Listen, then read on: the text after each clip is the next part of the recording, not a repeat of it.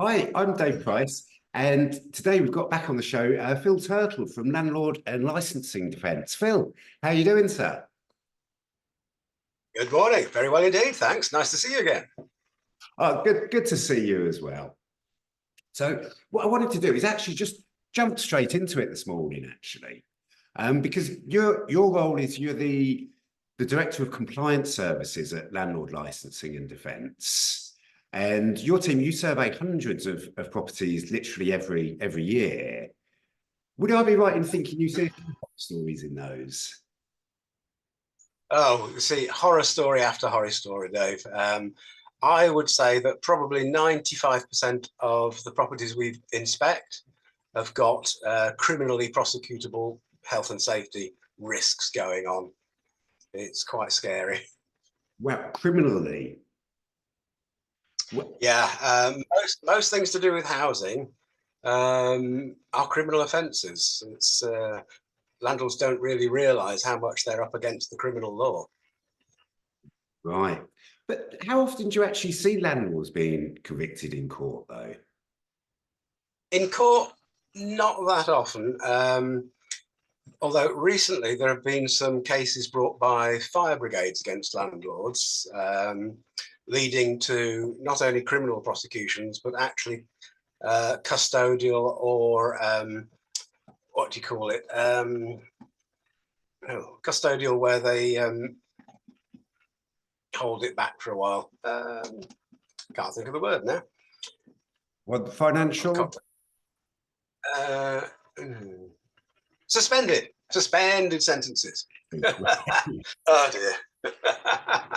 So yeah, there was a case in Sheffield just a few weeks ago where there was a fire in an HMO. The fire alarms weren't good enough, the fire doors weren't good enough, and a fireman ended up falling through the staircase because that hadn't been suitably protected. And there were 12 people trapped upstairs. So that landlord got a jail sentence. Oh, wow. So people are actually going to prison because of this. Yeah. But the majority of cases, the enforcement is done by the councils. And while they can take landlords to the magistrates' court, they don't usually, because they've got a really good deal from the government where they can issue civil penalty fines instead. Right. And they issue fines of up to 30 grand, £30,000 for each breach of a regulation or a legislation. And the council gets to keep the money.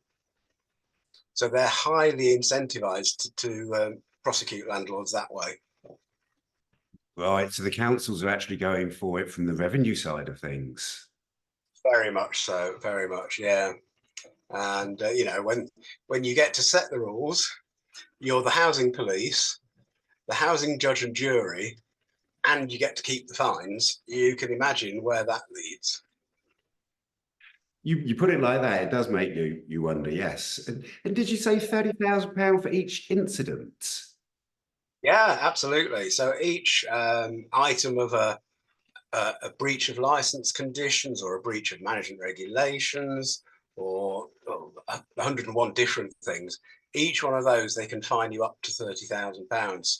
So we regularly see landlords coming to our firm for defence with fines of 50, 60, 70, £100,000.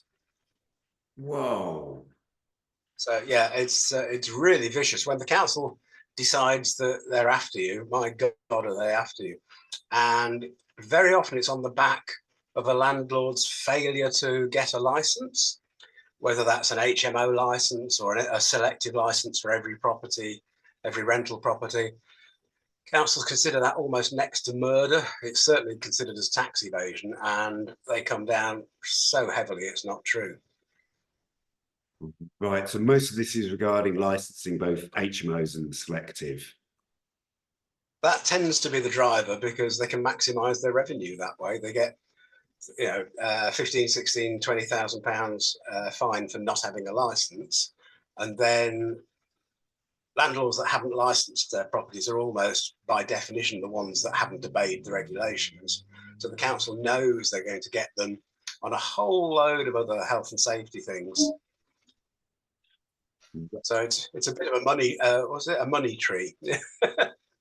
Yeah, I was going to say, is it because of the like, are the councils focused on the licensed properties and ignoring the unlicensed? As in, Well, it's just don't need a license, I mean. oh yes, absolutely. They're definitely focusing on the ones that need a license. Yeah, because they. I mean, I've been on some of the enforcement courses, and that the council people go on. It starts with all landlords are criminals, and here's how to get them. Wow. Horrific. Having said that, you know, our guys go out on site. We do an awful lot of inspections, and there's an awful lot of very unsafe properties out there. Unfortunately, nobody really teaches landlords how to make them safe. The council certainly don't, because it would cut off their fine income stream. So they're not interested in teaching landlords. And they've gone from the old days when they were actually out to help, well, they were out to help tenants have decent living conditions. And in so doing, they would help landlords to become compliant. But now it's all about enforcement, as in most parts of life, you know, traffic cameras, enforcement, fine.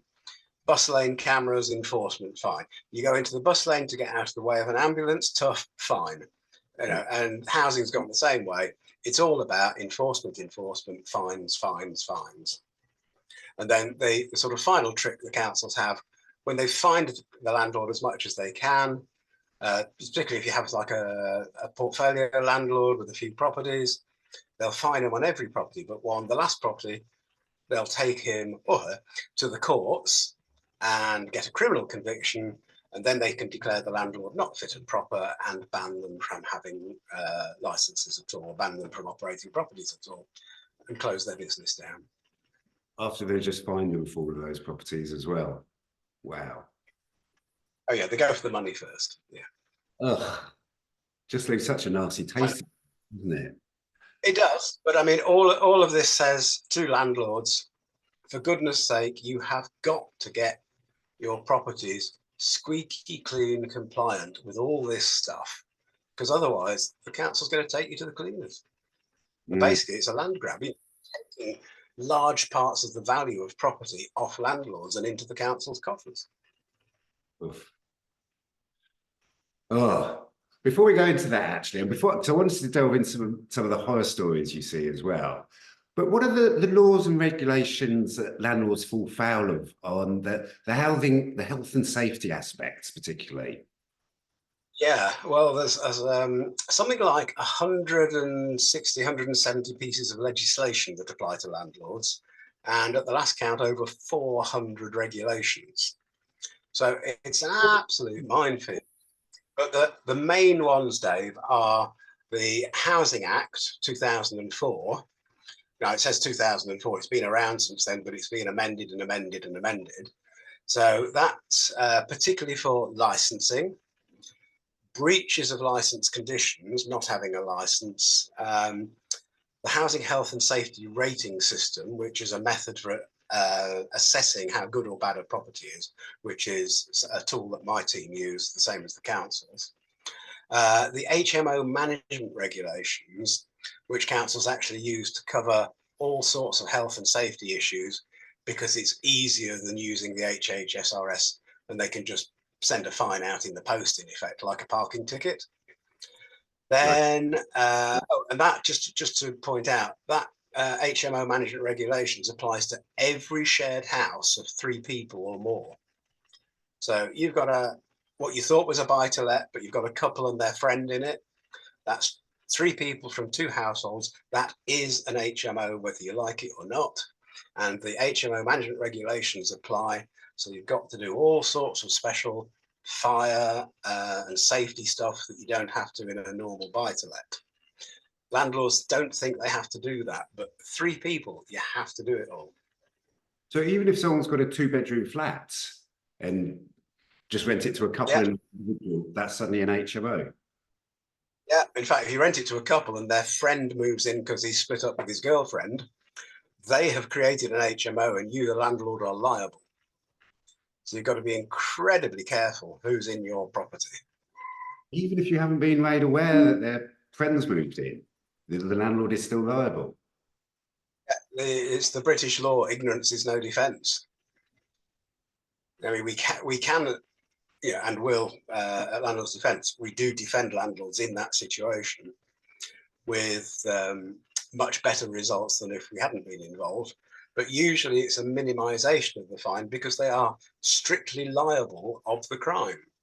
And it is a crime to operate an HMO without complying with the HMO management regulations is a crime. Not only is it a crime, it's a crime punishable at level 5 on the criminal scale, which equals unlimited fines in court. Unlimited fines in court. Yeah. Wow. Horrendous. Anyway, back to the legislation. We'll never get onto the meat, but the big one is the Regulatory Reform (brackets Fire Safety Order) 2005. So that's known as the Fire Safety Order, and that covers all sorts of flats, houses in multiple occupation. Flats, houses in multiple occupation. To multi-story flats, buildings and the like. Then the new one, the Building Safety Act 2022, that came in post-Grenfell, particularly for high-rise properties, but landlords need to be aware, any property with 2 dwellings or more in it, and that could be 2 flats or 2 HMO bedrooms if they're let individually, that's 2 dwellings. There are parts of the Building Safety Act that now apply to do with fire doors and fire safety. Then the councils can also prosecute you under the Environmental Protection Act 1990, which they use sometimes if they can't get you under the Housing Act.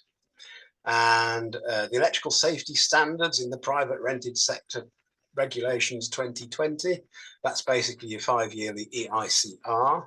That's a separate piece of legislation.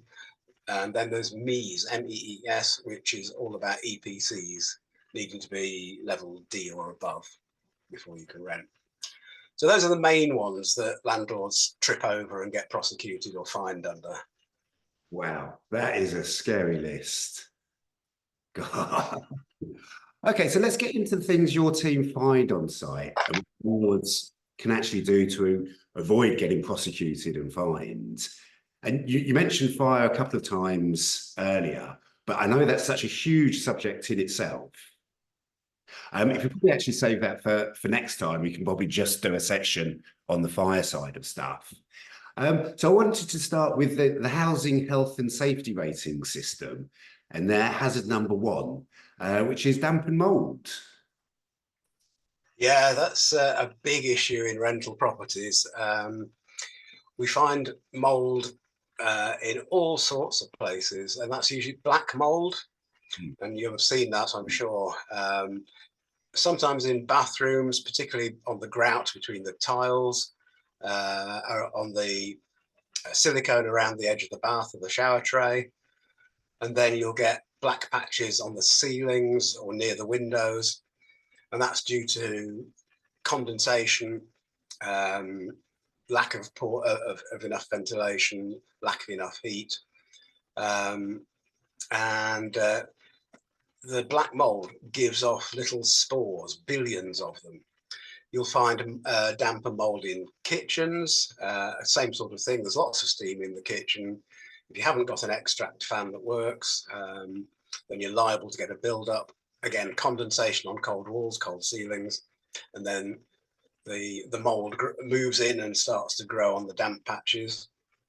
We find it in a lot in hallways that are not heated adequately, and particularly where you've got single glazed front doors, that sort of thing. If there's not a decent sized radiator in the hallway, or if it's not used, you get mold there. Bedrooms, now that's the real killer. You'll find mold in bedrooms, behind the wardrobe, behind the bed head, places where there isn't a movement of air. You quite often find it in top corners, near the roof, around the windows, sometimes on the windows, definitely on the window frames. Very bad if you've got single glazing still. You'll get that a lot on the frames of the window. And even in living rooms, again, places where people are sitting for periods of time and cold spots and places where there aren't, like around the back of the sofa, perhaps, where there isn't any movement of air. Right. And very often, people have got stuff piled up in corners. Well, you're guaranteed there's mold growing behind that lot. Right. Literally all over the house, basically. It very much can be, yeah. Wow. But I mean, mold is unsightly, but you called it the real killer. So what's actually the health risk on this? Right. So two things really. There's the black mold that we see quite often, and that's it's a fungus, and it gives off billions and billions of little spores that get breathed into your lungs. And it's rather like asbestos in that these little particles are of a size that really annoys and upsets your lungs. And the more and more you breathe it in, the worse it gets, and the nearer you're getting to lung diseases. And it can kill. And in fact, there was a horrendous incident, was it last year or the year before? A young baby called Awab Ishak, who died in social housing rather than private rented from mold inhalation. Oh, Now, it's not just the mold, though. People also think, well, you've got damp. Sometimes you get damp coming through the wall where there's a faulty guttering or a downspout. You might get it in hallways or under the stairs where the damp-proof course isn't very strong and water's getting through that way. That damp, even if it doesn't have mold growing on it, it's the perfect breeding condition for mites, microscopic little creatures. And these two, they float around in the air. We breathe them in and they irritate the lungs. So it's very similar to asbestosis, which we know about, the little fibers getting into your lungs. And they build up over time. So the reason I say the bedroom's the real killer is because you're in that bedroom for 8 hours every day. The bathroom, it's not so bad. You're only in there for 20 minutes a day, 20 minutes twice a day. So it's not good, but the volume of stuff you're breathing in isn't so high. Same in the kitchen. You're not in there all the time. But you are in the bedroom for 8 hours, and that is going to do real damage. Yeah, I see what you mean. That amount of time exposed to it compared to the other rooms in the house. Yeah. You don't know it's happening because it's a slow, silent killer.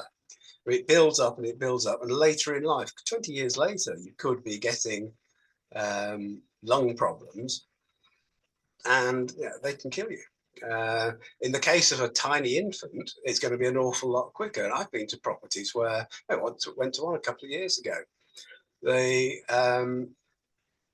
The mold came up to a height of about just above your dining table at the back there, all the way across behind the bed head of the child's single bed. Now, this was a 10-year-old kid. The damage that was doing to that child was incomprehensible, but the landlord had left it because they didn't know what to do about it. And, well, I'll get round to it. You've got to act instantly. So, yeah, it's really bad, deadly stuff. And the government's been making some moves on that. Right. But a lot of the things you mentioned there, I would have thought were down to the actual tenants not airing the property out properly, drying clothes on radiators, that sort of thing. So if it's down to how the tenant's actually living in the property, surely that takes the emphasis off the landlords. There's an awful lot of talk to that effect. I have to say, from the majority of the properties I've looked at, I would call it a structural issue. The property itself is just not up to the job. Rental properties tend to be the older back-to-backs, terrace houses, Victorian stuff, which wasn't built to be insulated. In fact, they were actually built to be drafty. And in the days when they were allowed to be drafty, it all worked fine. because the drafts on the inside and the big open fire that drew the air through the rattly windows and up through the chimney, that did a fantastic job of keeping the place dry. But of course, we got to the point of fitting gas central heating, sealing up all the windows, sealing up the chimney, and now nowhere to go. So, but particularly on the older places, if it's a property before 1920, it probably doesn't even have a cavity, so you can't fit cavity insulation. A lot of properties haven't got decent loft insulation still. We're actually required now to have at least 270 millimeters of loft insulation. I see so many that are just the old-fashioned 80 or 100 millimeters, nowhere near enough. So yeah, whilst it seems like it's the tenants not doing things properly, they're on a hiding to nothing, because very often they are drying washing indoors. Well, why haven't you provided them with a washing line? Why haven't you provided a tumble dryer? They're not heating the house properly. Well, if it's as poorly insulated, they probably can't afford to, Mr. Landlord. Yeah. They're not opening windows. They can't afford to heat it, so it's cold, so they're not opening windows. And even where the landlord does fit fans, very often the tenants don't use them because the landlord's fitted a cheap, noisy one, and it really annoys them. Whereas the landlord could have fitted a silent type with a humidistat to turn it on and off, so the tenant doesn't have to, and that would help. And the other thing is, back in the 70s and 80s, we got rid of all the nice air bricks that let a draft in. Covered them all over, got rid. Yeah. Now, those actually did a great job. They were drafty. There are modern ones that are not drafty. We need to start fitting those back again. But as you say, a lot of the properties in the rental sector are older stock, 100-year-old terraced houses. What can a landlord do with those sorts of properties? Oh, just one last thing I should mention. The government has now said, and it's on the government's website, that the landlord is totally and utterly, absolutely responsible for damp and mold in rental properties. End of. Really? No argument? No argument. It's up to the landlord to fix it, whether that's a structural fix like insulation, these new types of air bricks, or positive pressure ventilation systems. So these are the things you can do.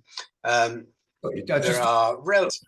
So you mentioned positive. I haven't heard that term before. Positive Pressure ventilation systems. Now that's a whole house solution where there's a fan unit that sits up in the loft, and it's got a heat exchanger in, and it pushes air throughout the house and then collects it back again to go to exhaust and out to the atmosphere. But on the way out, it goes through a heat exchanger. So the heat isn't lost from, and you can get individual ones for individual rooms, which I use in my HMOs, that do the same job. Looks like an ordinary 6-inch Ventaxia fan, but it's actually got a heat exchanger in it. It runs 24/7 with a little trickle of air. Again, it's being warmed by the outgoing air on the way in. And then it's got a humidistat. So if tenants cooking something in their room, if they've got cooking facilities, or if they're doing some physical exercise, shall we say, and the amount of steam in the room's going up, then the fan will kick in at a higher speed and remove the moisture, thereby avoiding the damp collecting and the condensation. Right. No, I've never even heard of those before, actually. The other thing that landlords can do is insulate. Have you got 270 mils of insulation in the loft? If not, do it now. Have you got cavity insulation? If not, do it now. If you've got a really old solid brick house, then it really is time to consider hacking off the plaster and fitting Celotex insulation backed plasterboard in place. Okay, you lose a couple of inches off the room, but the difference it makes is monumental, I have to say. I did it on one of my HMOs on a Victorian terraced villa, and it's like toast in there. the gas bill went down from 1,000 a quarter to 270 quid a quarter for a six studio HMO. But you've got to do the work. You've got to bring these properties up to spec. Nobody's helping you to do that, although there are some grants around, I believe, now for insulation and heat pumps and things like that. Usually there's an awful lot of strings attached to those, but worth looking into. But really, we've got to bring the PRS stock up to a decent level of thermal efficiency. And that's the only way we'll ever stop, and ventilation, that's the only way we'll ever stop this damp and mold. Right. I'm still slightly shocked that none of this is down to the responsibility of the tenants. I mean, things like bathroom fans. Yeah, we've got tenants constantly switching them off. Yeah, that's very true. Again, what landlords and electricians don't seem to understand, these bathroom fan switches that we have, big things just outside the bathroom door, they have one purpose and one purpose only, and that is to protect an electrician when he's working on the fan circuit. Ooh. They're not for anything else. And as such, they should be somewhere where the tenants can't access them. You can put them up in the loft. You can put them right up at the top of the wall so they can't reach them. You can cover them over with a security box. They are not for the tenants to use.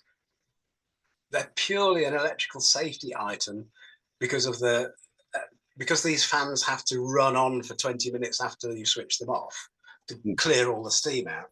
There's actually a permanent live connection going to the fan.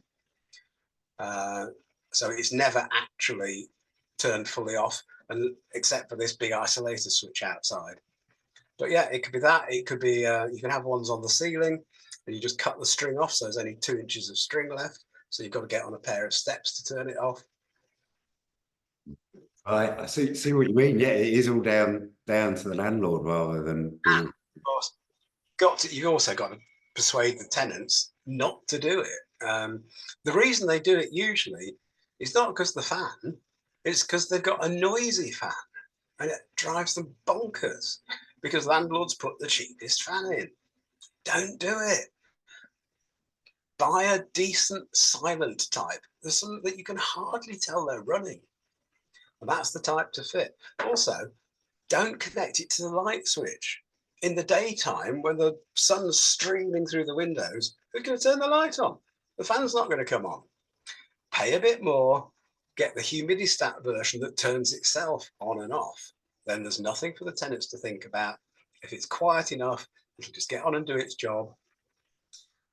It's so easy to fix some of these things, but unfortunately, so many landlords are still in the penny pinching mindset. You can't do it anymore. It just doesn't work like that anymore. Yeah, fascinating. You hadn't really thought through the fans like that at all, and how you're actually asking for a problem by having a cheap, noisy fan. Yeah, you're asking them to get stuff, literally. There's one final tip for landlords. Every landlord in every property should give the tenants a big squeezy bottle of HG mold spray. Get it from B&Q, it's £4 or something, and teach them that the minute they see the slightest sign of mold, for their own health and safety, they should zap it with HG mold spray and get rid of it.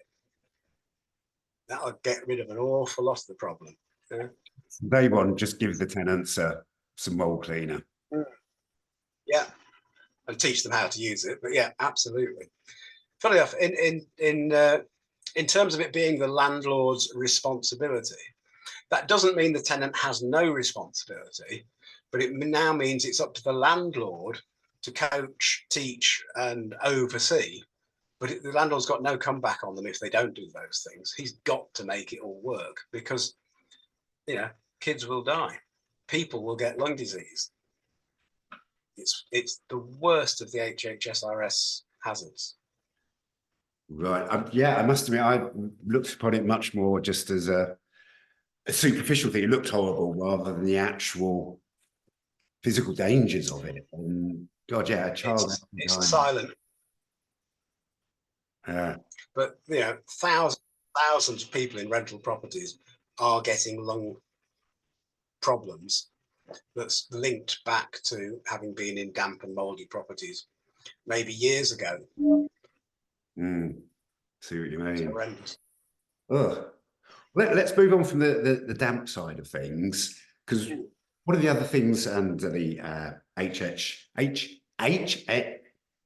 under the regulations, Yeah, I know. tripping fall hazards. I mean, yeah, so again, people don't think about. So yeah, Sorry, Dave.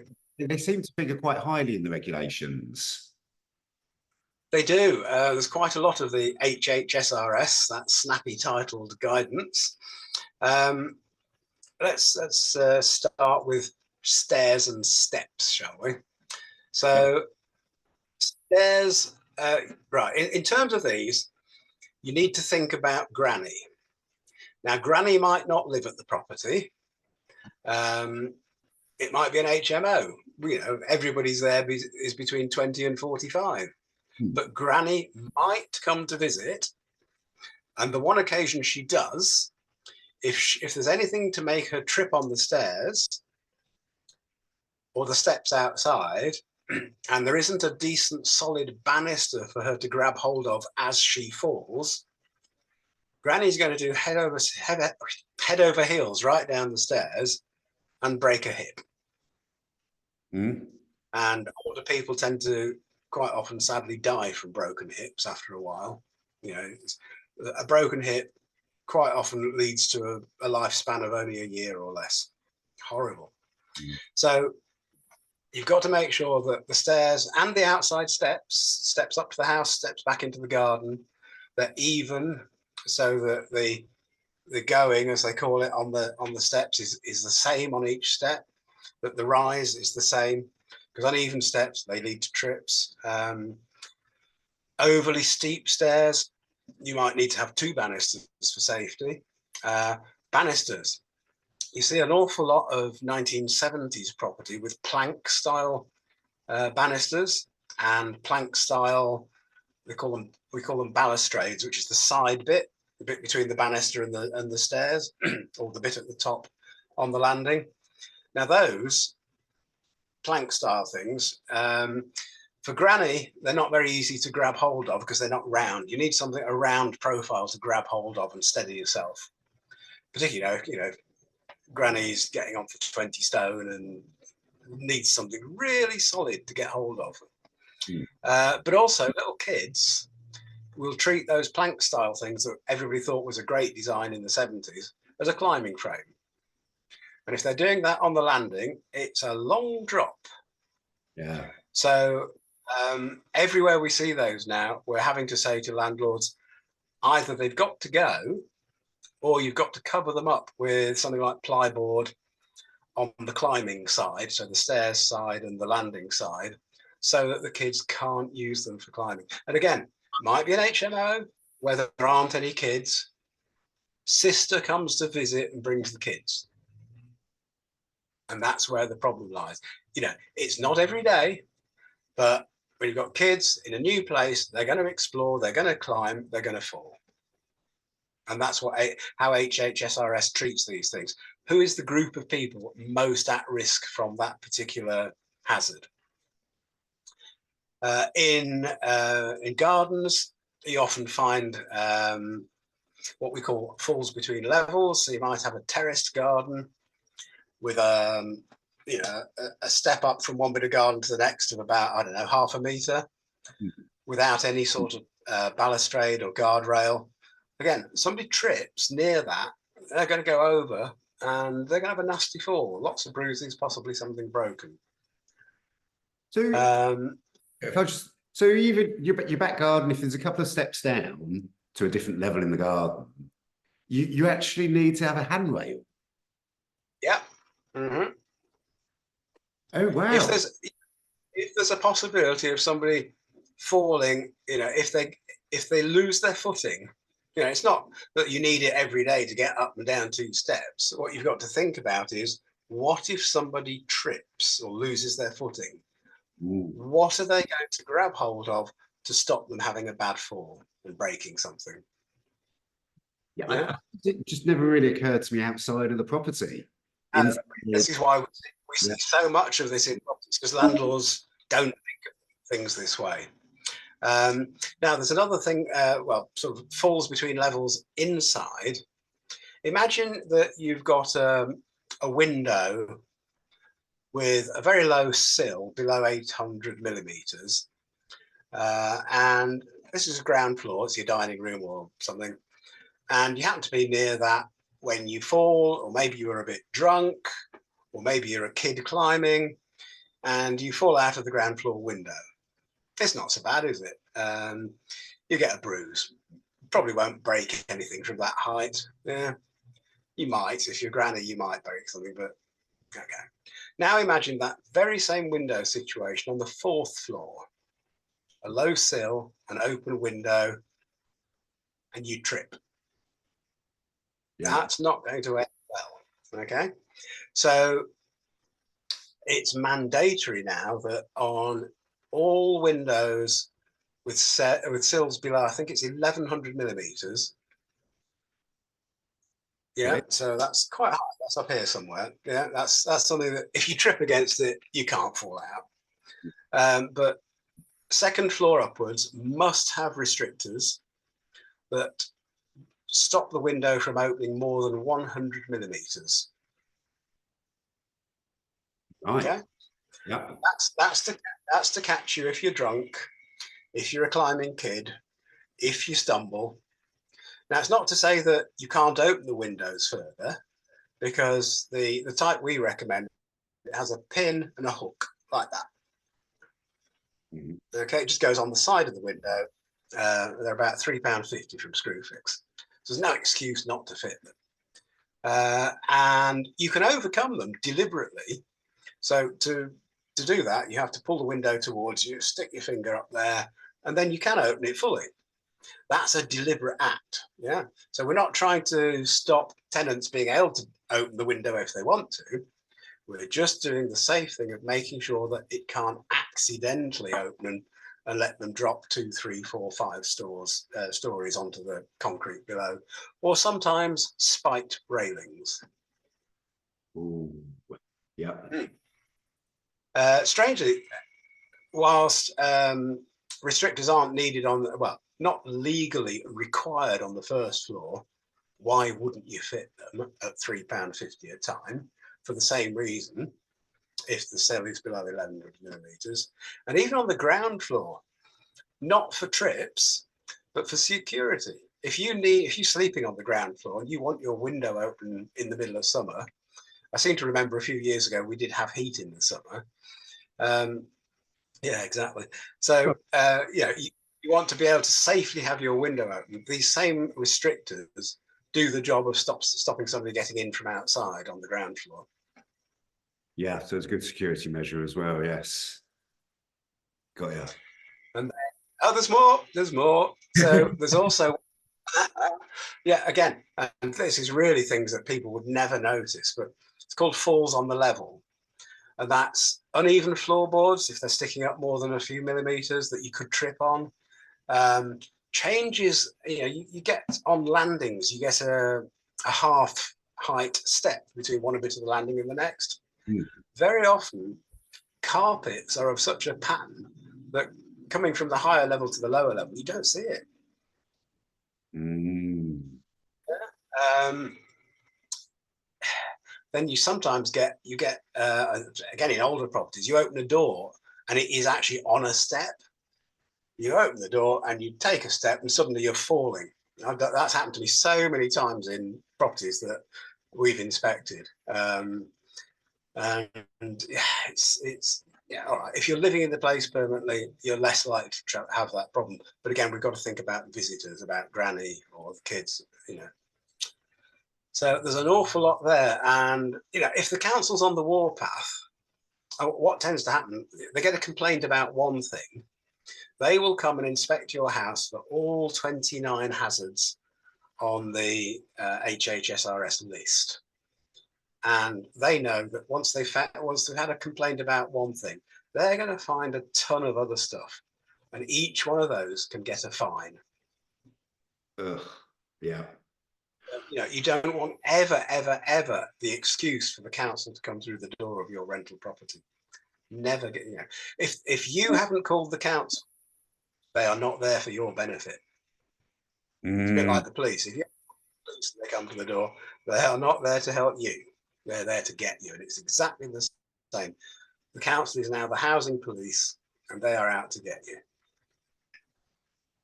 Oh, it all gets quite scary. Well, so put trips and falls to one side. Let's have a walk into a kitchen, a nice flat floor. What could possibly go wrong there? Okay. Oh, well, loads and loads and loads. The most common one is the position of the hob or the cooker. Now, in the old days, you used to put the cooker next to the back door or next to the wall. Both of those are now considered unsafe. Near the door, because somebody could easily knock pan handles and tip scalding water or burning fat over somebody or crash into somebody while they're trying to get a really hot roasting tin full of fat and meat out of the oven. So we have to ensure now that the hob has 300 millimeters of clear worktop either side of it. So there's no chance of knocking pan handles, and there's somewhere safe to lift the pan off to on either side if you need to. So that's 300 mils either side. Worktop. Sorry, go ahead. On this one, because we manage a property that was under a selective license, council came around to do an inspection, and as you said, didn't have 300 mil either side of the cooker. And I was like, yeah, I can see what you mean. I can see why we need it, but I can't see how we can actually make that happen in this kitchen. And she was like, no, but you need 300 mil either side. I was like, yeah, I hear you and I'm with you, but I can't see physically how we can do that in this size kitchen. And she was like, yeah, I can see where you're coming from, but no, there has to be. Yeah. There's very little flexibility. No. Yeah. So if it means you ripping out the kitchen completely to reconfigure it, they don't care. They're going to fine you if you don't. That's basically what we had to do in the end. It cost a couple of £1,000 just to, yeah. But you know, again, it's stuff that regulations that have been in actually for years, but nobody knows about. And the only way anybody finds out really is either watching a little video like this, or when the council comes, not for your benefit. Yeah, I wasn't aware of this at all until the council came knocking. So really okay. Kitchens, those are the main ones for a buy-to-let kitchen. And in addition, you must have a fire blanket and you must have a heat alarm. So those are essentials in a buy-to-let. In an HMO, it gets a lot more restrictive, and there are actually specifications for what you need in terms of the amount of worktop, depending on the number of people using the kitchen. Each occupant needs to have at least a double wall or a single base unit to store their food that isn't under the sink. Plus, of course, you need storage for pans and things like that. Now, in a smaller kitchen, those storage units can be in the HMO bedrooms if there's room. So there is that little bit of flexibility. But there'll also be rules and regulations on how much freezer and fridge space each person must have, how many electric sockets. We see kitchens regularly with far too few electric sockets. You've got to have now at least 3 doubles that aren't used by white goods. So fridges and freezers and all those things, ignore those. Above the worktop, there's got to be at least 3 doubles, so you can plug in microwaves, air fryers, toasters, kettles, all those things. And in fact, 3 doubles isn't really enough in this day and age, but that's what most councils specify as the absolute minimum. You'll be in trouble if you haven't got extraction. They call it mechanical extraction, by which we really mean electrical.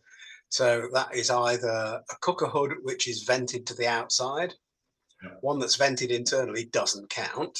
You can still have it, but it doesn't count because it's not taking the steam and the smells outside.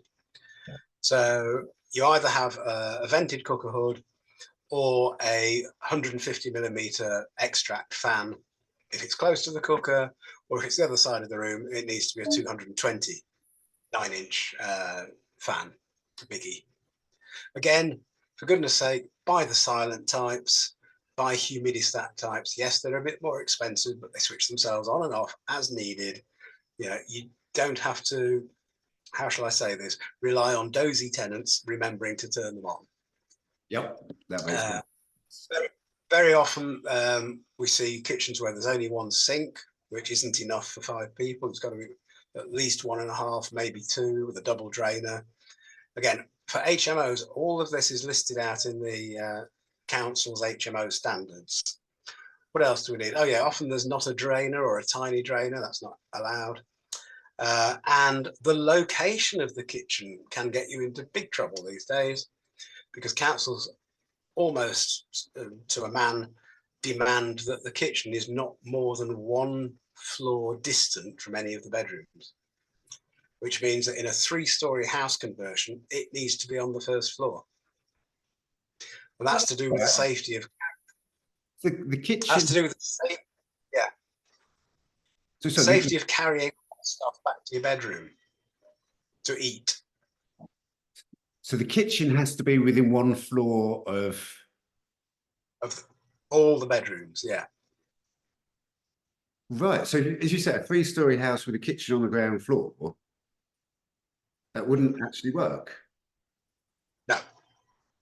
Now, some councils will allow older properties to stay that way, but probably not for much longer. Others will insist. I mean, what we find is between licensing cycles, councils change the rules. We'll probably come on to that in a bit, but they do change the rules quite a lot, and then refuse to relicense. Oh. They didn't tell you they were changing the rules, by the way. Never told anybody that. But then you just apply to renew the license, and yeah, then they come and inspect and say no, and then you can be back to ripping the kitchen out and swapping it over with a bedroom if you can. Oh, I'm just thinking of the costs involved in complying with this. Yeah. And nobody's asked them to do these things. They just they're just making it all up. We'll probably come on in a bit, but other councils are changing the required room sizes. Like Leeds, they now want something like 17 or 18 square meters for a bedsit room. There used to be 11 or 12, and are 11 or 12 in most other councils. Well, no Victorian properties have rooms that size. And they're just going around Leeds, they're just prohibiting everything. They're prohibiting whole HMOs, HMO rooms by the bucket load. So an HMO in Leeds with normal room sizes, 13, 14 meters or whatever, then I've got a license for. Suddenly come to reapply and I can't use it as an HMO because the rooms are too small. Absolutely. And they prohibit the whole building. Stop you renting it out. We've had loads of cases with this, with Leeds, and we're aware of lots more where the landlords have just rolled over and done what they said. Wow, I'm shocked that just the individual council can change something so fundamental as in room sizes, and suddenly all these properties aren't compliant. But who can? Well, yeah, the daft thing is, Dave, that each council makes up its own rules for HMOs, well, and for selective licensing on ordinary rental properties. They make up their own rules. There's no national. The only thing there's a national guidance on is how many bogs and basins and baths you have to have. That's the only thing. Everything else is made up by the councils. Now they call them HMO standards. The upper tribunal has said no, they're not standards, they're guidance. but the councils treat them as standards, enforce them as standards, and just to make sure that they can enforce them and prosecute them, they sneak a condition into the HMO license that says you must comply. Now it's a criminal offence not to. We spend so much time. I mean, every HMO license that we get from a council for our licensing clients, we end up doing something like a 30 or 40 page representation back to the council against the nonsense of their license conditions. It's a massive, massive undertaking. There's double jeopardy where they'll get you for something under MEES for the EPC and also under the license. They'll get you for management regulations and also for breach of license. So that's another 15k in the coffers, thank you, on top of what you were going to get fined anyway. So yeah, it's horrendous. But all these things, you know, do your best to comply. If your house won't let you comply, for God's sake, come to somebody like us and get some professional advice. Because the minute the council's in there, you're into enforcement. So what we do an awful lot for landlords is we get in there first, we assess the property. So say, for example, somebody has only just realised they should have licensed their property. First thing to do is get one of my team in there to assess the property. We're keeping quiet to the council for a few weeks that you haven't got a license. So okay, there's an ongoing risk there, but it's a calculated risk. You've then got a couple of weeks after our guys have given you a schedule of works of what to fix. Get that work done. It doesn't matter where you get the people from and at what cost. Pay them to come off another job, because otherwise you're looking at tens and tens of thousands in fines. Then we get it fixed as quickly as possible. We supervise the contractors, check it all over, and then put in the license application. Now, all right, you were at risk for that time. You didn't have a license, but now you've put one in. We know that the property's perfect. And when the council comes to inspect, expecting to find loads of problems and be able to go, whoa, money, money, money, can't touch you. They'll still fine you possibly for not having had a license.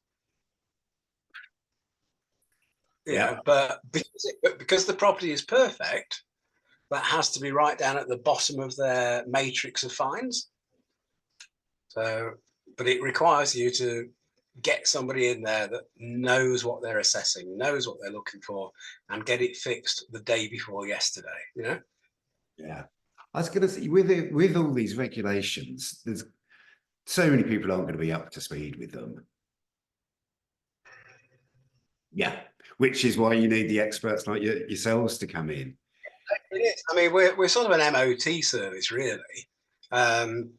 Unfortunately, a lot of the time my team get involved is after the council has been, and the landlord's already in trouble with the council. They've inspected. Again, what we do is we get in there very quickly. We identify what needs fixing, throw every contractor at it that can be found, so that when the council comes back 2 weeks later, it's all gone. It's all perfect. And that really helps with negotiating, which is what our legal team do mostly, is negotiate down the fines. Strict liability, you have committed the crime. 99% of our clients, and in fact 99% of landlords, have committed housing crimes, and probably are doing on a daily basis, because there's so many that you don't know what they are. But at least once every 5 years, and if you've never had your property MOT'd, do it as soon as possible.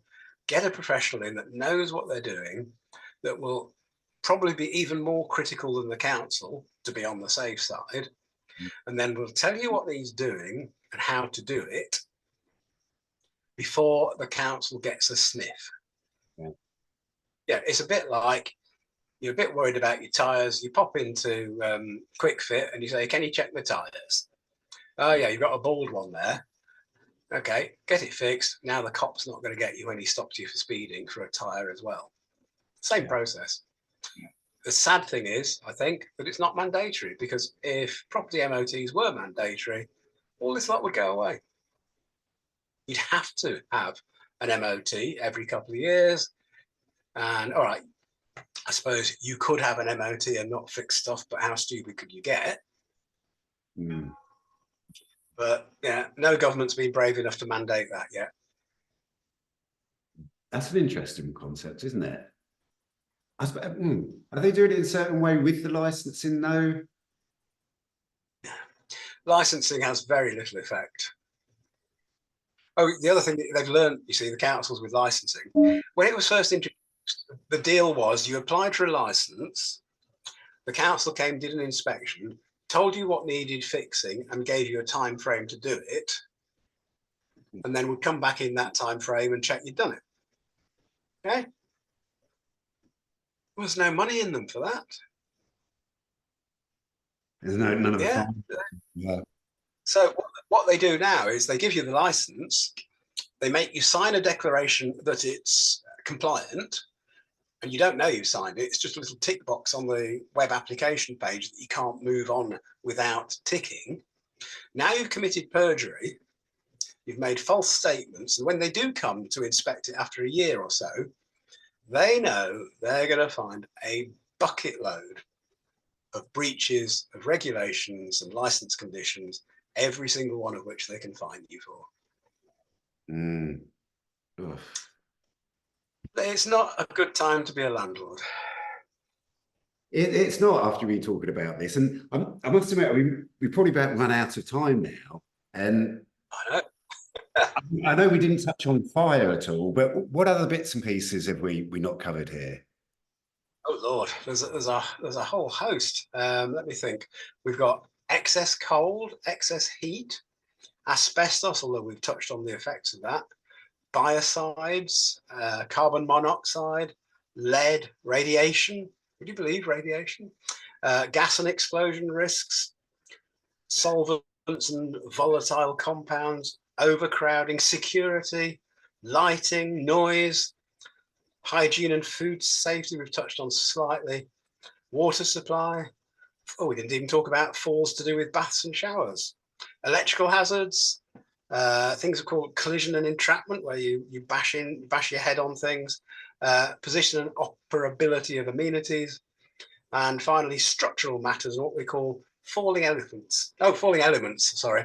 Where bits of roof might fall off and injure a pedestrian walking by. We might need a couple more sessions there, Dave.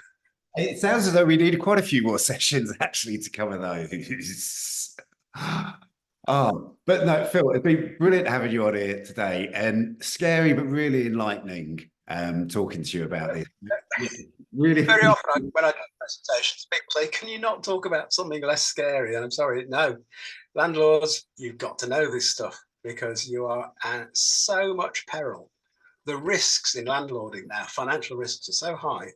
For goodness sake, stop being penny pinching, find out what it should be, get it done right. Otherwise, it's only a matter of time before the council gets you. Oh, yeah, you're right. Oh, nature of the world, unfortunately, now, isn't it? It is. It's enforcement for everything, absolutely everything. It's not a nice world. No, you're right. Anyway, we'll come back and explore more of those subjects on the next one then. All right then, Dave. Thank you ever so much for your time. It's been great fun. Brilliant stuff. Good talking to you, Matt. Catch you soon. Cheers. Bye. Bye then.